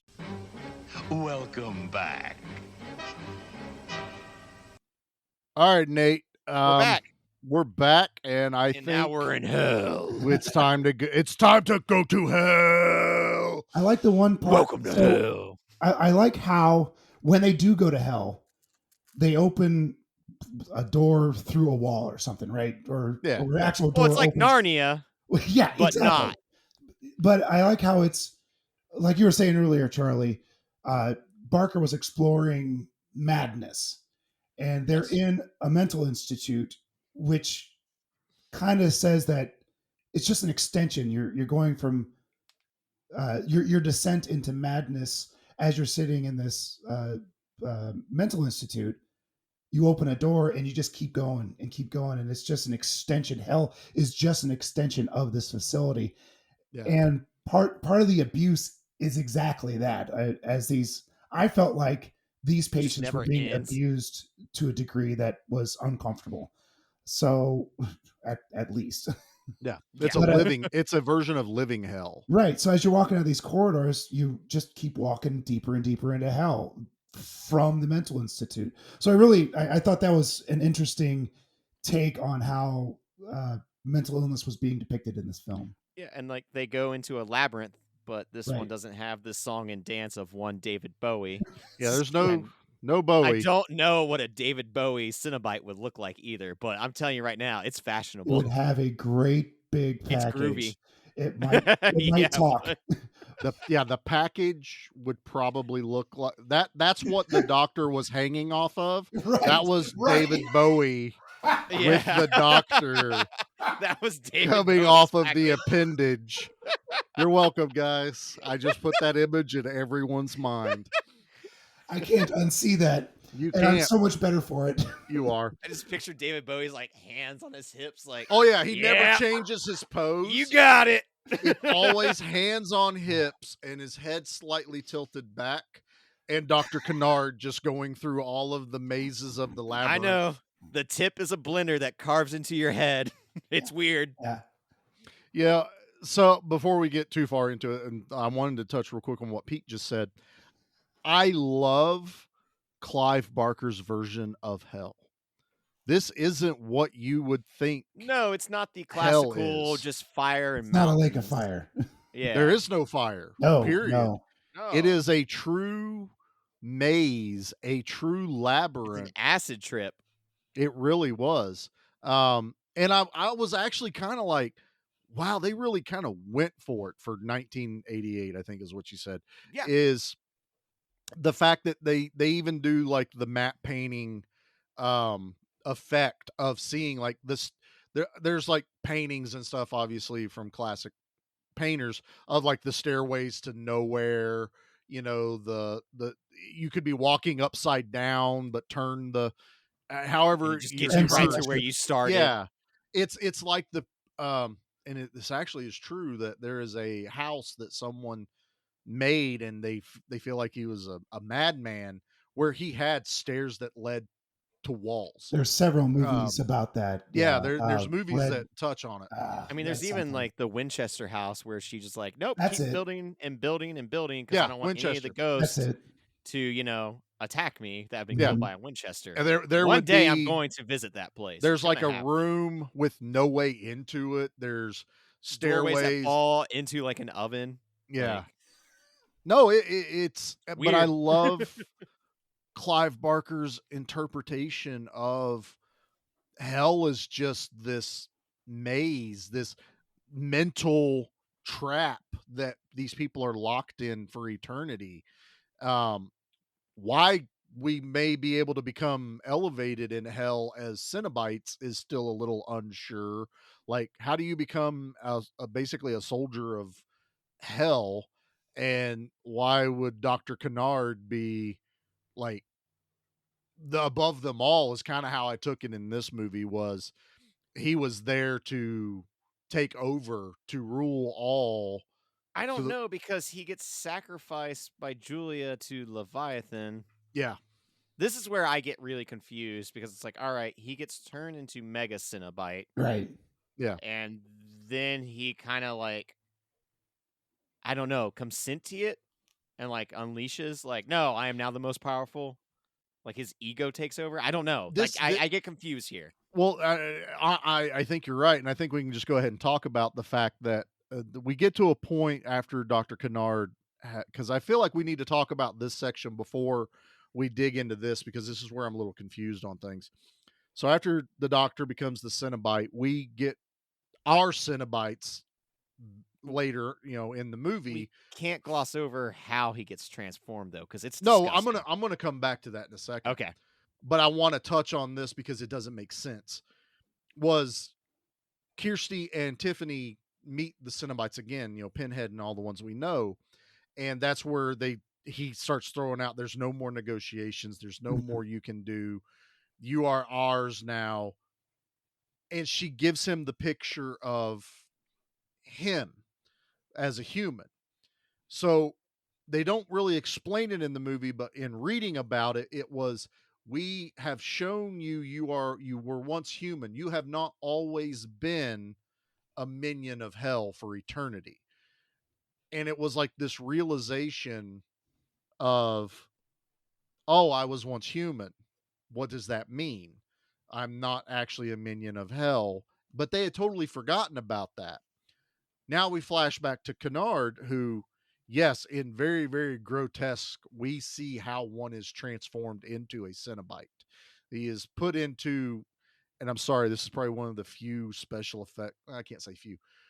One of the special effects things I wish they just spent a little bit more money on was the box they put him in. Because I swear to God, it just the looked like box itself. cardboard. Yeah, Looks like something the Joker would have in a Batman movie. it really Yeah, did. it wasn't a hell box. 1960s Batman, Right. not Jack Nicholson Batman. Leviathan, when he was like, well, I put all my budget into the stairwells that go nowhere. I put all my budget into my Cenobites, into my chains. When it came to, the project planning for the Cenobite box, I kind of ran out of money. He fired that contractor. I That ran guy- out of hell currency, and I didn't know what to do. So we get this awesome like piano wire visual going across his face to kind of separate it a little bit. Get like tentacle injections that go into like his spine, and the tentacle fill him injections up? into the spine, the just deforming him so that obviously he looks like it. Then they up it and he gets a penis attached to the top of his head, which we've now established is David Bowie. David Bowie's, Yep. for sure. And now he floats, which I was like, okay, I'm digging where you're going. It's a fantastic effect for Yeah. 88. Did you catch that the saw that was in David Bowie's penis was that's the blender. same thing from the beginning of the film where he was operating on the brain? Yeah, it's I got did not that- pick up on that. Yeah, that was It- that was really cool, and I'm not sure exactly what kind of brain surgery that was. Probably not a good one. I'm not going to Google it. I'm guessing that was one of his own devised because I can't imagine scrambling someone's he was making part of their brain soup brain. is what he was making. But Yeah, I like that callback as I David did. Bowie's Johnson is coming down, and the tongue, for lack of a better word, is that blender. Yeah, is the thing because it's like now it's boring into his brain. Yeah. So he now, screams like, "Oh my Oh, god!" it does. His scream is fantastic. but now I want to bring my point full circle is Dr. Kennard knows who he is. He's not like, I have always been a minion of hell. He knows he was a doctor. He Well, knows. maybe in the beginning of being a Cenobite, before years and years of torture, you still have some. Yeah, of he's your still humanity young. there. So Yeah, he might I still mean, have he's some. a little old baby Cenobite. He's so cute he's a with his cynical- little piano wire face. He's a sinner sweetie. And I have the key. The answer to this is it's in hell and they can do anything. But how David Bowie's penis can put him anywhere in the building, Yeah. and it can like be coming through a window, but you don't see Dr. Kennard like straighten his legs up or lift his legs over Don't worry about obstacles. that. Don't worry about that. It's hell. kinda I does can't what help John it. I Doc It does. see happens. the thing is coming over top of a door through a transom window, and there he is, and I'm like, Don't worry about that. did he bump his stop worrying about head when Don't worry he about went through? He did The a stormtrooper. Yeah. Yes. I want to see that. And then, why does he kill Pinhead? Why does he kill all the other Cenobites? I didn't We quite gotta get understand to that that. either. We gotta get to that. Okay. 'cause How after we, this we're happens- there? No, we gotta get to Frank comes back. Oh yes, yeah. We do have to talk about this scene. Creepy ass Frank comes back because now he is stuck in like a section of hell where he wants the desirable pleasure while watching bloody body bags bang each other that he's not allowed to touch. I Bloody thought that body was bag after the banging. Cenobites died. Nope. I don't remember. Nope. It's right after Frank comes back. No. Yeah. I think you're backwards. He's got sir. no flesh weight. Nope, because I write my notes in chronological order. I don't believe that at all. Now, maybe in some movies, I might get a little scatterbrain and I just write everywhere and it's bad. All right, But well, not this I'll one. let you go. Okay, not that it's that big of a deal, but continue, sir. But like Kirsty gets her confrontation with Frank, I know that happens in the Yeah. movie. I was just going in order. and he's all wet and gooey because Not at if you're in first. hell, you're wet and gooey. At first, he's Frank. He's back. Yeah, he's Frank, and then that's when Julia rips his heart out. Like she's the one that now gets his heart. Because in the first one, she gets killed by him. Yeah. So she kind of gets her revenge on him, just like, it's nothing personal. So, okay, Nate took notes. That's where but I get confused, though, because I don't know what Julia's mission is. Is it just to suck? well, for one, it's revenge. This is where the movie, I feel like, they had to do something because they messed up because of how early they greenlit this movie, and I think part of the script had to be changed. They make a very, very, very big deal of Kirsty looking for her dad in hell, even to the point where they're in hell and she immediately goes, no, we're not going to leave. I got to go find my dad. Right. The actor that played her dad didn't come back. He didn't want to be in this movie. So they had to kind of retcon. So I'm wondering if that was even like they were partially filming some of these earlier scenes and then they were like, oh crap, we can't get him back, because they make a huge deal about him. That is her sole mission. Mm-hmm. Daddy, I gotta go find daddy. Then she finds Frank, and if you remember in the first movie, Frank had taken her dad's face and skin. Oh yeah. That's what he looked like at the end of the movie. And so we have the final confrontation so that she can face off with him. She burns him, which is how he becomes skinless Frank. And then Julia shows up. That's right. Mr. Note Taker. Then Julia shows up. Good notes. And she repeats all the stuff Jesus wept and, all these other things, to where now she has ripped his heart out. Again, you're in hell. Where's he going to go? Minneapolis? I'm not 100% sure. Double Jacksonville. Hell. Secret hell. Jacksonville. That's it. Oh, Jacksonville. Yeah, that's pretty good. So he is destroyed, and Julia has taken revenge, and then Kirsty gets away with Tiffany because Tiffany was waiting outside of the door out there. Now, I still think I could be wrong that the whole showdown with the Cenobites happened before and this after this. No, because then right after this is where Julia's skin gets completely ripped off, because when they pull that's such a good scene.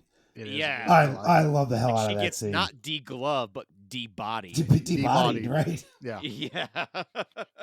And then that's when the doctor finally emerges back into the hospital, which my memory of that scene of when he comes back into the hospital, we get the full reveal of how gross he is with the eyeball chains, the digging hands, into the man's face, cutting that guy's hand off. That's tentacles coming out of his hands. Tentacles with knives. I've seen that anime. I could have sworn that scene was way longer and we saw a lot more people dying. That was my memory of it. Unless there was a different version, we see him come in, and everyone is working on a lamentation box. All of the patients sitting on the seats.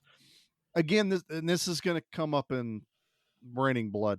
They all have chains in them. They're all being tortured, and he focuses in on one to where we get that, and it's excellent stop motion. This is still practical effect, and these tentacles come out, and there's eyeballs. There's a finger that comes out at one point. Oh no! Yeah, I hated that so much. That was the one that grossed me out. Was it More that? than That was knives, the more than one. eyeballs. It was the finger that came out and did the little like "come here" Yeah, Mhm. the little come here, and then motion. a Ugh. flower comes out of the one beside it, and so A knife flower. Yeah, he chops up that patient. We see the arm go flying. Yeah. Then the scene cuts because Kirsty and Tiffany take off running. They come back to that room later in the movie And as that's when you they're see the aftermath. everyone has been destroyed and chopped up Yeah, and and then like in my bloodied. head, I was like, I thought we got to see all that, and I was No, even tempted to like put in the VHS and like fast forward and possibly Mhm. destroy the tape and the VCR all at once. I'm pretty sure it's just that Clive Barker's effectiveness of when you first watch this is you're imagining things that you may not have saw but did happen. Is That's good that horror. doctor just That's good horror. went to town in that room?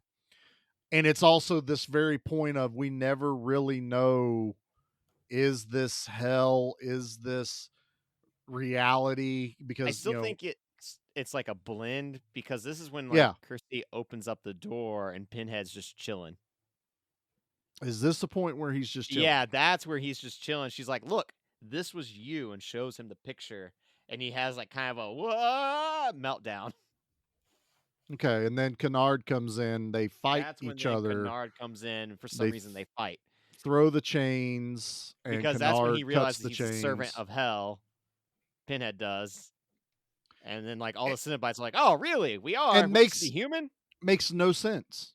Makes no sense that why he dispatches the Cenobites, even though they're attacking him, but it was because he's basically saying, I will consume you all. But he like dispatches them all. Easily, too. Easily. And With then we tentacle get spears.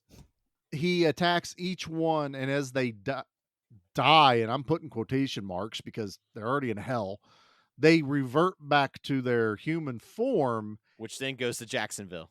except for Pinhead. He reverts to his human form before he dies. I'm guessing, though, it's because he saw the photo of himself. That's when he kind of like had a memory of what he used to look like. Yeah. So then he slowly transforms back into having his humanity again. And then he just gets looks his throat at, slit. yeah, he looks at Christy, smiles, and gets his throat slit. Which is a really good effect because they don't shy away from it. We have seen a million throat slits, but there's something about like this one that looks unclean. Yeah. It's jagged. It opens. It pours down. Pinhead's always white flesh over black. When he opens up, now his whole chest is red. He falls down. It's very, in your face. Can I tell you the most disturbing part of that entire scene? Bring it on. Yes. Chatterer was a kid. Was a child. Like maybe a 13-year-old boy. That's right. Yes. Which then that like made me, I was like, what happened to him? Right. Oh yeah. That is a question in the fandom that has never been answered. Because we've all seen like this. Well, we've seen now up to this point that everyone has messed with the box, even the Doug Bradley character of Pinhead. That's how he got. We see we kind of didn't even talk about this. We see Pinhead become Pinhead in this movie with his face getting sliced open, them driving the nails in. Very visceral kind of imagery. Clive Barker, gotta love it. But it's like, I like that, but I kind of, it sounds demented. I kind of want the backstory of why this 13, 14-year-old child is Chatterer. What is his backstory to become a minion of hell? Some things about horror is you just don't get an answer, and that's what's scary. I guess I can make the most insane, vile backstory, and I guess if someone actually tried to answer it, I'd be like, "Aw, that's not what I thought." Yeah, that's not what was in my head. I think it's something as simple as he was just a kid that accidentally found the box. And he wouldn't shut up. He was one of those kids that just talked all the time, and now he's Chatterer. He was Corey Feldman from the Goonies. Yeah. Yeah. There it is. He was Mouth. He was Mouth. That's scarier. All right. So other than our own continuity errors that we've had, so now we get to the point of they escape ish, but Back into hell. Tiffany runs back into hell going, I know what to do. I have to go solve the puzzle, basically. And she's talking now. So she actually says that. I love her first word though. Shit. Yeah. All the other That's all of terrifying, us. everything terrifying up to this point just kind of look, huge props to her. She plays this movie like no emotion the entire beginning of this thing. Oh, it's Blank, awesome. dead stare, zero emotion. Even when Christy's talking to her, Christy hugs her at one point when she Tiffany puts her arm on Christy to kind of console her and it looks like, oh, I think I'm supposed to do this. This is what I'm supposed to do if someone's sad. Kirsty hugs her and she has this like stiff uncomfortableness about her. Like, I don't know what my next, what am I supposed to do now? And I love that actress about that. To me, I think she's probably one of the better, not that anyone does a bad job. I think she just really elevated a character that I'm supposed to believe is that way. She did it. Mhm. And I was really happy with how she portrayed it, which makes it when she goes, shit, even more hilarious at the point that I love that part. Pete, you want to, this ending is kind of wild, man. And it's super fast. It's thick and fast. And it's, it's also bloody. very gooey and ooey. And we're proven right that it's David Bowie. So why don't you start us out at the end, the climax of the movie there? So without getting it, to try to keep a continuity, but not get too confusing or don't get bogged down. Yeah, right. So Tiffany, the doctor comes after Tiffany.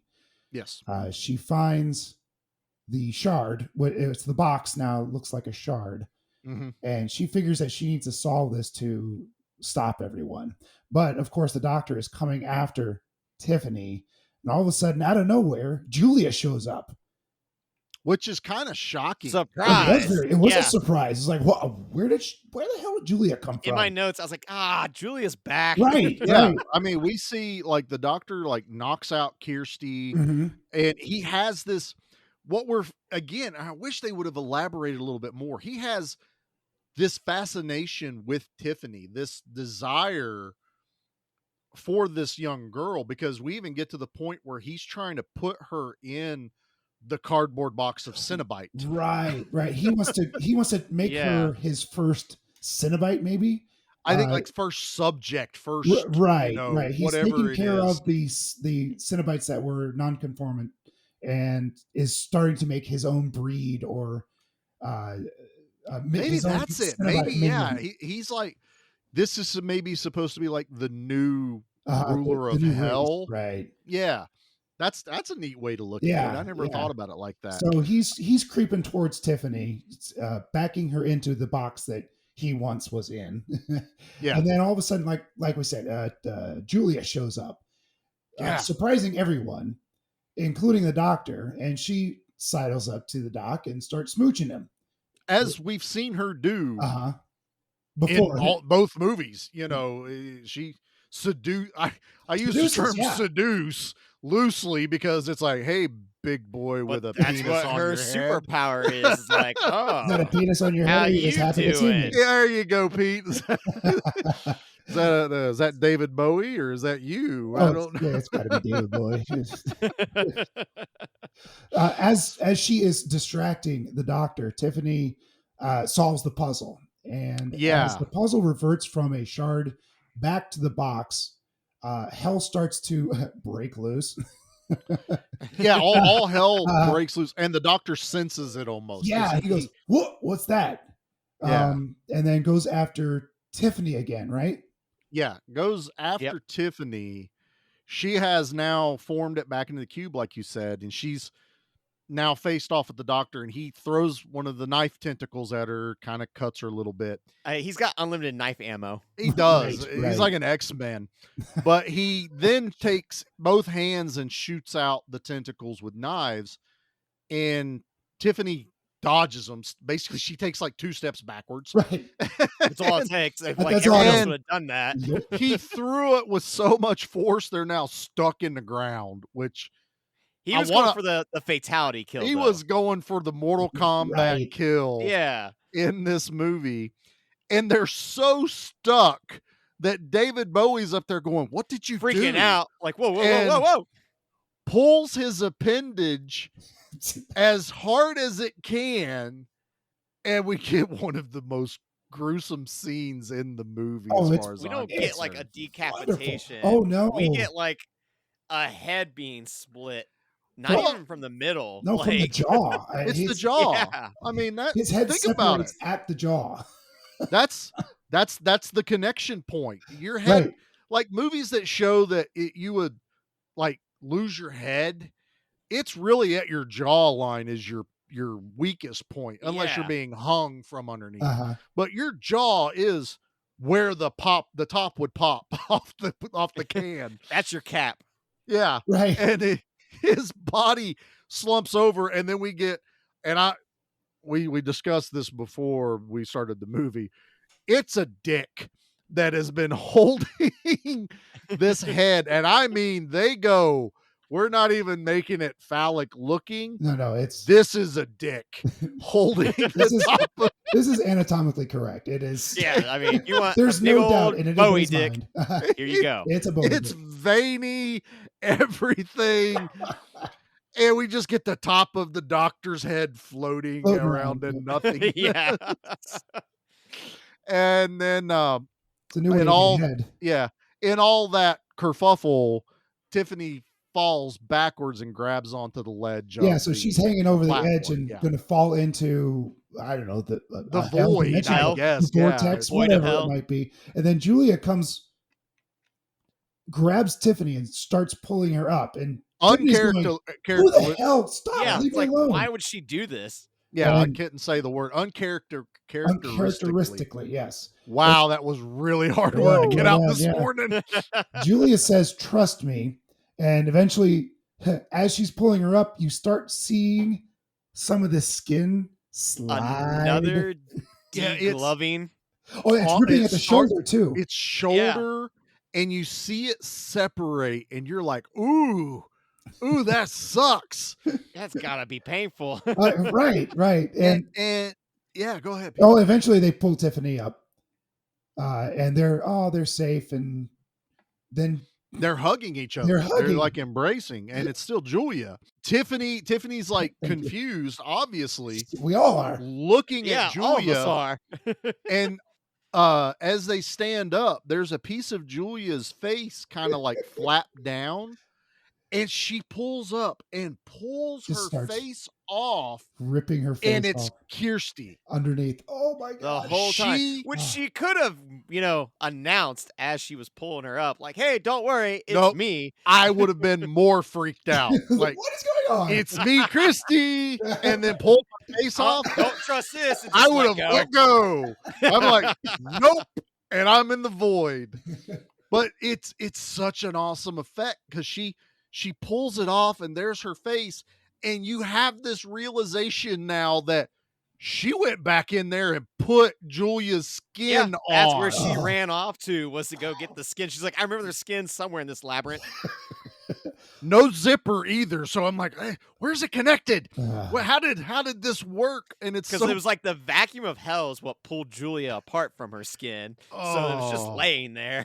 yeah, because they for the run past taking. it. They run past it, and there's this in video game style. There is the dead body still laying in the spot you run Yep. past, Sure. but it's this deflated Julia that's sitting there, and you're in again. Clive Barker, you're a genius. I'm gonna put her in her skin, and then I'm gonna peel that skin, and then I'm gonna make people picture that in their brain Yeah. that she slid into Julia's body. Yeah, like she had to put it on like a snowsuit. Ooh. Oh, oh God, it's Skin clingy. jacket. It can't be really, nice down there. I'm guessing a lot of humidity in hell. Very Probably. sticky. Jacksonville. Very Yeah. A ooey lot of gooey. slime. Bleh. And now we get to the point where you realize budgetary constraints, and the giant Leviathan has now transformed itself into a cube and starts shooting ping pongs of death Yeah, it does. down 'cause all this the is not corridors. the 80s unless everything starts to explode with lasers. They're little Lasers. light balls and Hell, lasers. And they take off running, and in Indiana Jones style, they jump through the door just Yeah, as they it's do. closing, and hell reverts back to hell, which I'm It's no longer sorry, on Earth. from what I understand, they're all still in hell. So, no one really died. And now everything's back to normal. Everything-ish. We now get like what would nowadays be the post-credit scene, but it happens as the final scene of the movie before the credits. Yeah. Of just showing us the movers going into her old house to No, it's clean up doctor's The house. doctor's house. The They doctor's go to the office, doctor's right? house. Oh, I misunderstood that then. I Yeah. thought it was Well, her he house. had the police bring the mattress to his home. Oh, that's right. Yeah. That makes sense. So they're boxing up everything. And I do love this. That, like, I think Nate nailed it perfectly. What we're used to now in post-Marvel Mhm. movie is this should have been like a This would be the mid-credit. reveal that, Yeah. we're going to get This a is third the movie. movie Stinger is what this is. Yeah, the Yes. stinger. And so, again, Charlie trying to put logic into some of these movies. Who boxed everything up and was like, the movers will get the bloody chain-covered mattress out of the room. When the mover found it, he was like, oh, cool, look at this. I was like, no, you would never. I quit. Did someone come clean up all the bodies that were hanging in the rafters, or were they what they boxed up? We are a combo package. We are a moving/coroner office. Because the boxes are stacked up around the mattress. Yeah. And it's two guys in a truck, because it's just two guys running around there. And yeah, this guy's like, ooh, it's cool.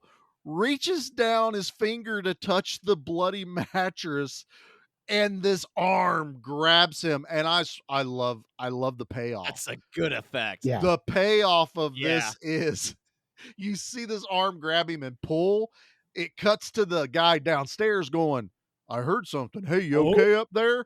Walks upstairs, and all you see is this dude's ass and legs hanging up out of the top of the mattress. Yeah, like the rest of him. So he's like half of a Cenobite, He's essentially. halfway in the mattress.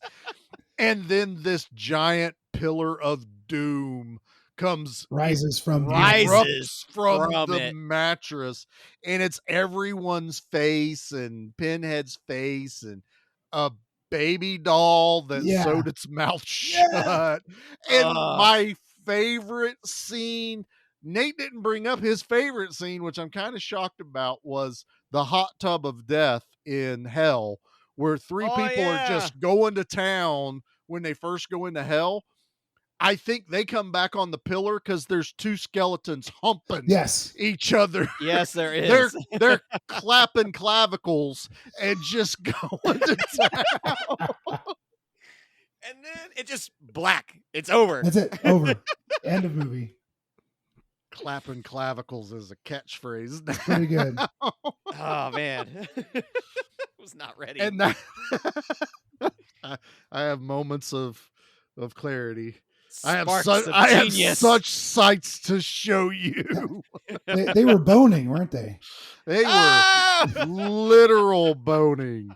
Pete goes for the low-hanging fruit, like David Bowie. Wow. We did it, fellas. We got through Hellbound. Oh, we got through it. As much as I question Nate doing this, I'm now kind of glad, because now we have put visions in people's heads that even Clive Barker went, wow, I wouldn't have done that. I wouldn't have done that. Yeah, we'll get back in the movie business. I want to write something with these jackholes. That's amazing.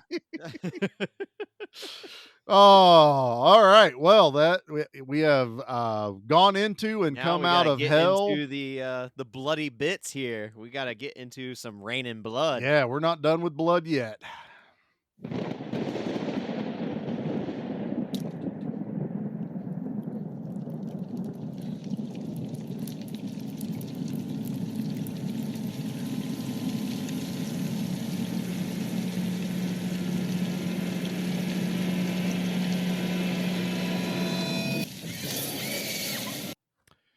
All right, guys.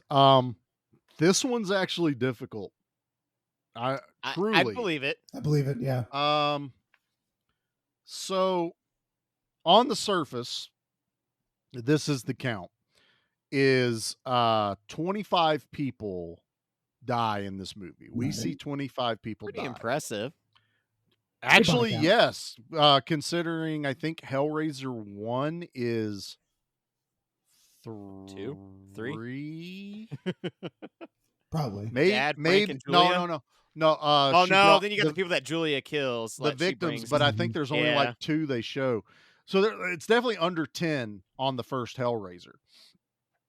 So we also, and I know our rule here is kind of weird because we never count the protagonist in our deaths, but we do see 5 Cenobites die in this movie. I mean, they kill. Really, the only one that we kind of see resurrected is Pinhead.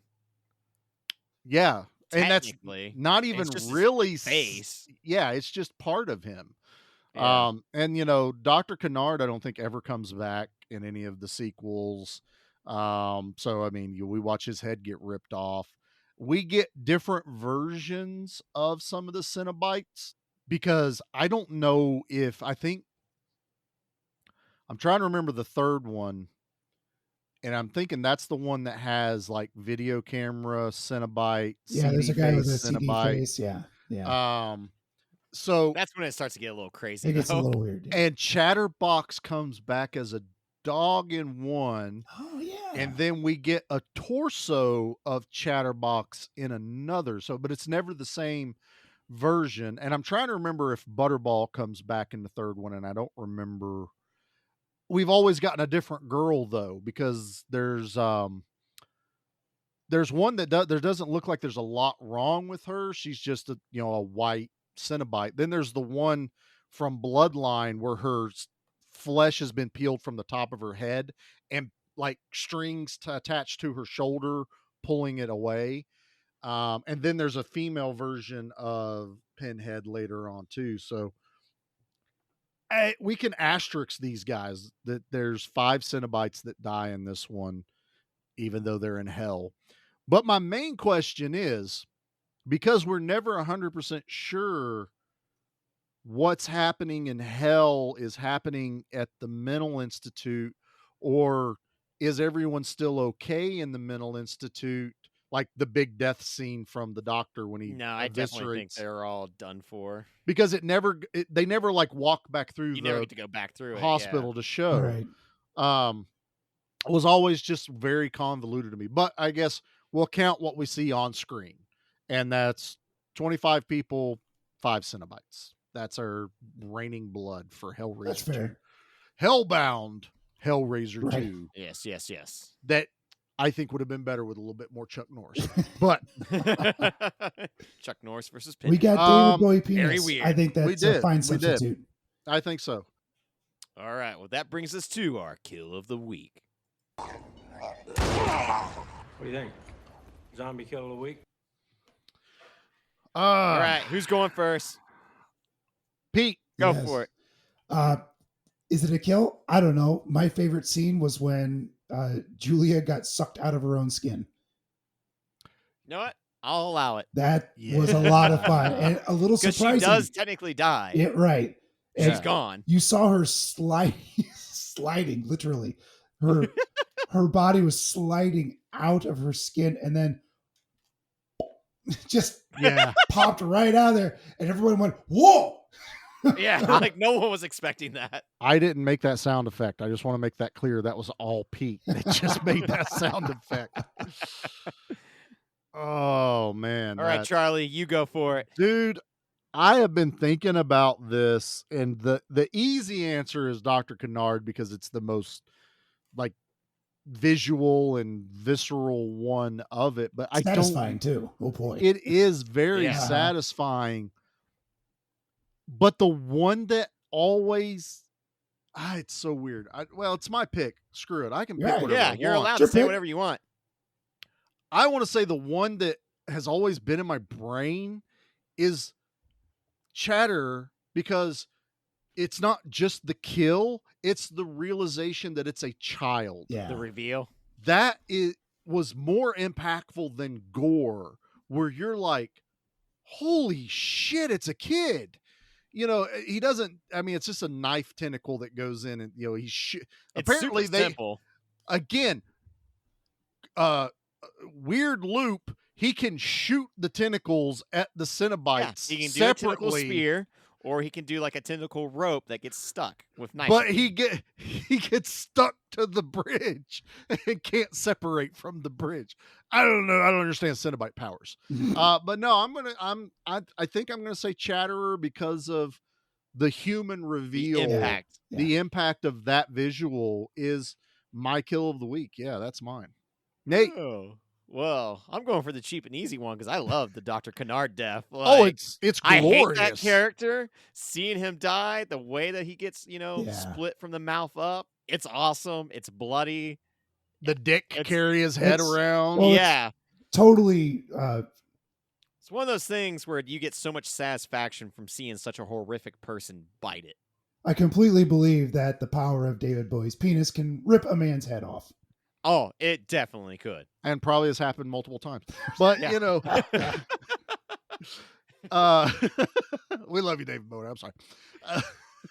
No, I think all solid kills. I actually don't think there's even a kill in this movie that isn't satisfactory, except for, well, no, take that back, because while the kills look cool, it's not cool that the mental patient bit it at the beginning. It's not cool that the mental patient that he tears apart in the hospital. They visually look cool, but if we want to add on the whole subtext of, We have a moral compass here. yeah, on the horror show, we have a moral compass. Yeah, of course. But visually, I think we've picked some of the more solid ones. And, Oh, you yeah. know, again, there's no wrong answer when it comes to kill of the week. It's which one tickled your fancy. And if David Bowie's dick tickled Nate's fancy, that's totally fine. It has for years. If Pete watching someone get de-skinned and sucked off into hell, that's totally fine too. Yes, I chose my words correctly. All right, time to get into the machete. Guys, it's okay. He just wanted his machete back. Woo! All right, let's have Pete go first again. Machetes. This is going to be weird. Because I kind of have two machetes for this one. Oh, okay. Sure. So This is new. as far as a horror movie and something that horror fans should experience and watch, it's 7.5. I mean, it's something you should see as a horror fan. Personally, for me, it's a 5 machete because I won't go back and watch this very often. It wasn't a lot of fun for me. It's a real horror movie. And I like them a little on the goofier side. I enjoy a little humor in it, and Your one-liners and a I little like bit my of winks and nods. one-liners, and yeah. So this isn't one I'm going to go back to watch a lot. So personally, for me, it's a 5 machete. But as a horror fan, you got to watch this. It is required viewing. 7.5. Solid. No, Nice, I'll nice. agree with that. Yeah. What about you, Charlie? I like what Pete said about every horror fan should experience, at least, in my opinion, the first 4 Hellraisers. You don't really need to go to the other ones. It's weird. My personal favorite one that I'll probably pop in more than the others is number 4, Bloodlines. Really? You just want to be in space. I just haven't seen that one. Oh, it is in space. That's the one in space. Yep, that's Well, the space it one. starts in space, then goes into the past, then goes into what we know as present time, then it goes back into space. And to me, it's just kind of this neat storytelling way of doing things. And honestly, it made the most sense. Let's take it out of on Earth and fight them in a place where they can't hurt anyone else, and take it into space. But we're not talking about that. But my second favorite one is Hellraiser 2. I watch 1 and 2. That's how I have to watch these. I want the full story as it goes through.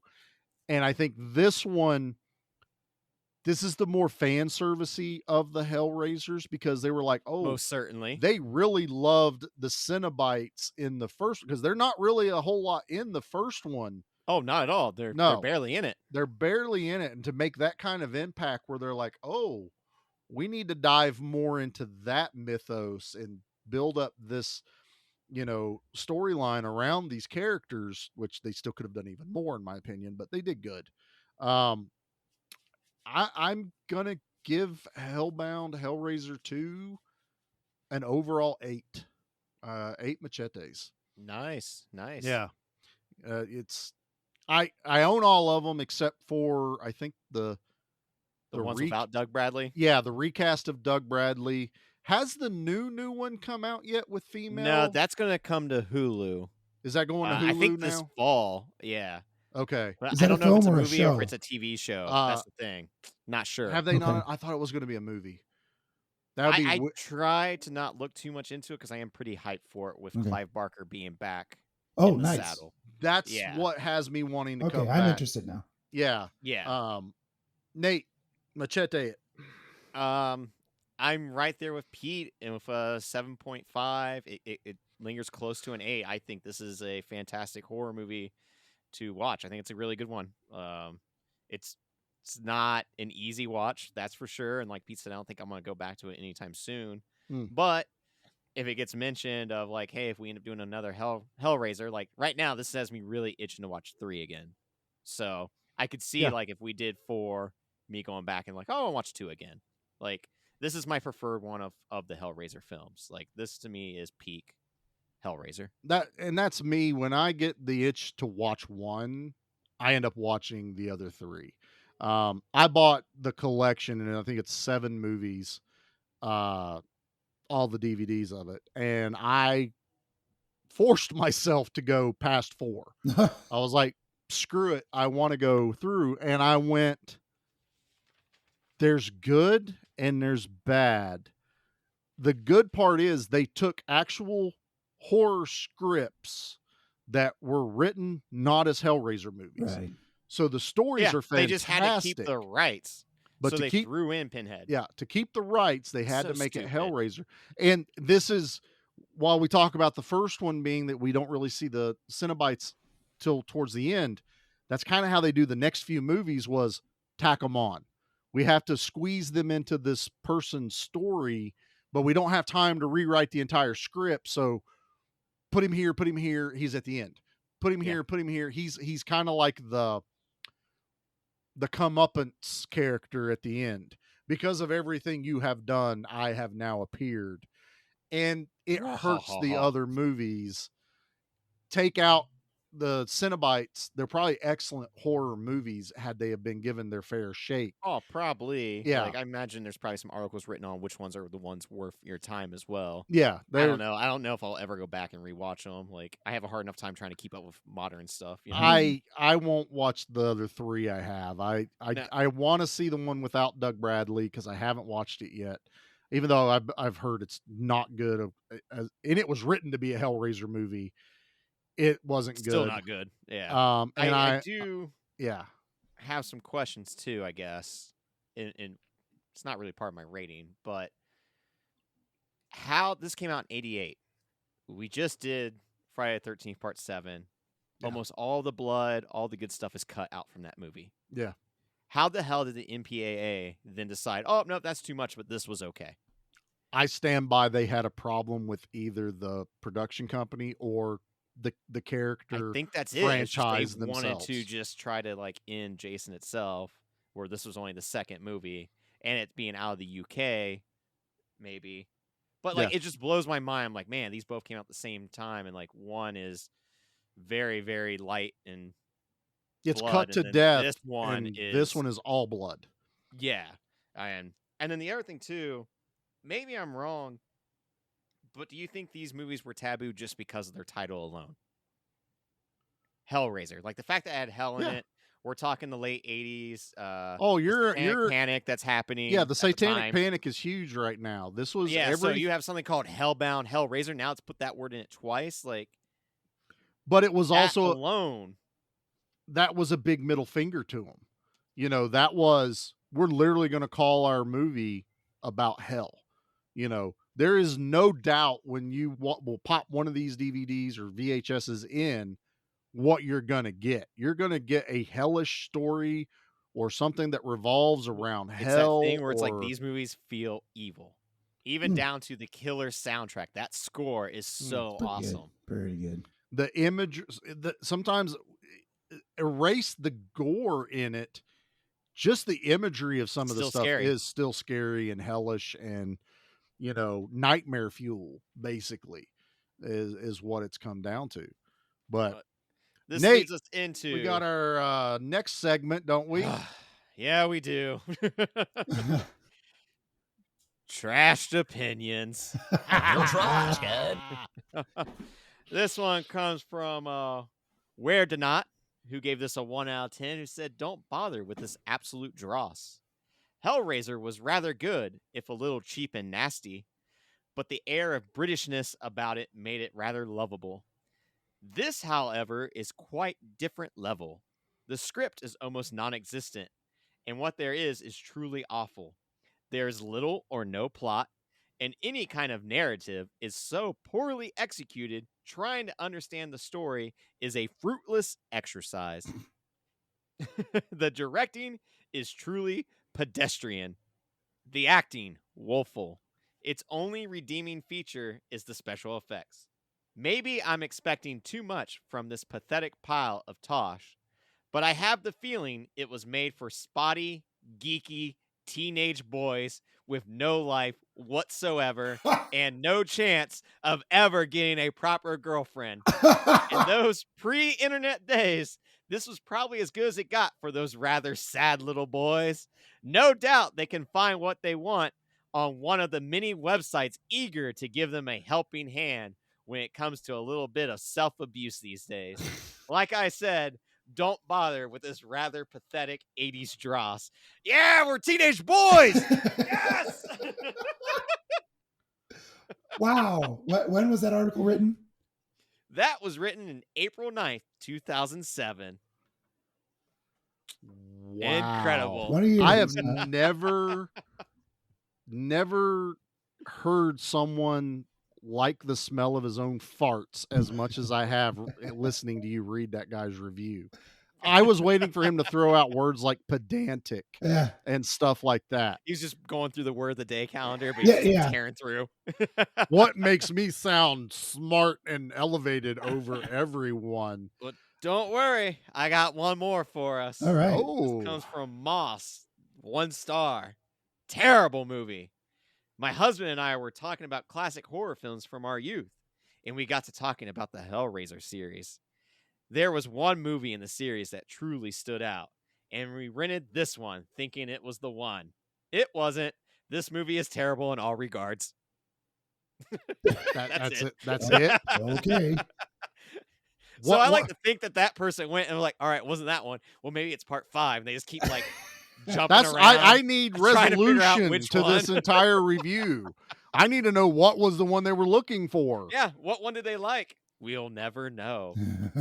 And why would you start at 2? Because obviously they went, no, it's not number 1. I think I would remember that. Maybe it's not, because I think we've said it before, was when you think of Cenobites, this is the group of Cenobites you think of when you talk about Hellraiser. You know, these are the 4 I remember the most. Yes, 3 of them are in the first one, but I know Chatterer is still one of my favorites until we get to the Siamese twin one, I think in number 4. I don't remember that one. You know, twin security guards are faced off with Pinhead, and he goes, I can show you pain and pleasure. He goes, but that's not what you're afraid of.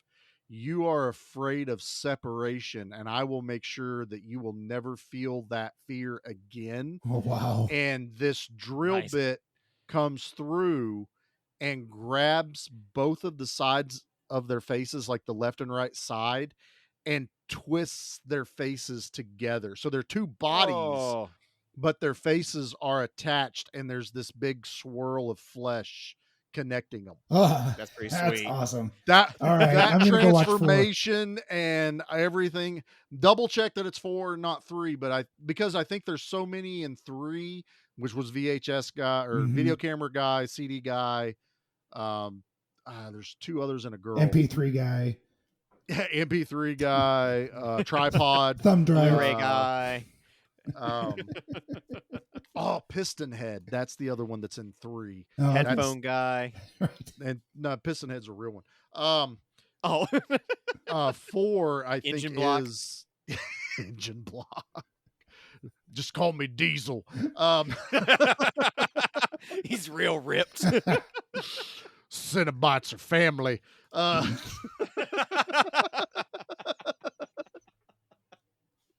It's okay, Pinhead. You've got family. That's right. Fast and Furious 11. Hellraiser. Time to race some Hellraiser. Don't open that box. I opened this box for family. Oh my God, this is great. Oh, okay. Well, I think have we gone That's it. I'm out. I'm done with. I got nothing else. All right, we're done. You're done, Nate. You're done. Oh, guys, thanks for checking us out once again. It's another episode right off the rails. I don't know why we can't. No, Gandalf, don't open that box. Gandalf. Nate's now putting it all in other franchises, which is great. Optimus Prime, help us! Pinhead has us. I'm just looking around my room right now. Just looking at random stuff. Oh, but yeah, you know where to find us. We've lost Nate. He's Nate's gone. Bye. Bye.